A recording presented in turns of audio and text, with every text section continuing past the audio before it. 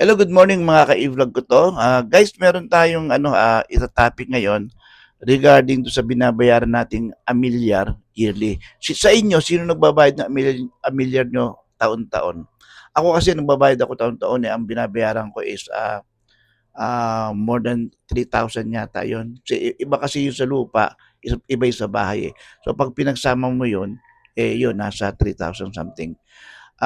Taon-taon yung guys nagbabayad ako. Kasi 'pag hindi mo nga naman daw binayaran 'yon, eh, magkakaroon siya ng interest, di lalo kang mababaon sa utang. I mean, sarili mo na, bahay lupa mo na, binayaran mo na, kailangan kurakutin pa tayo ng gobyerno taon-taon.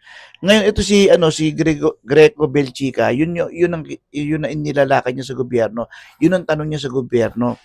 Bakit ang lupa binili mo na, babayaran mo pa taon-taon, 'di ba? At pag di mo daw binayaran, kukunin sa iyo 'to ng gobyerno at ibibigay sa iba. So napaka-unfair naman 'yun, 'di ba?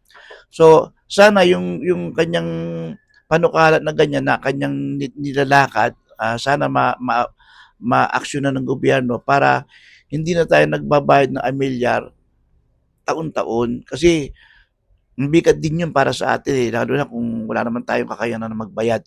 Ang alam ko, karamihan sa mga may bahay at lupa, hindi nakakabayad ng amilyar. Kahit wala pang titulo, kailangang bayaran mo pa rin yun. Kasi otherwise, pag hindi mo binayaran yun, edi lalaki yung utang mo sa gobyerno.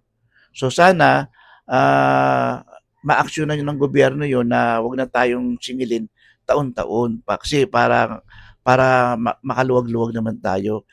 So para sa akin, tama yun. Sana maaksyonan yun. Kayo guys, anong comment nyo dito?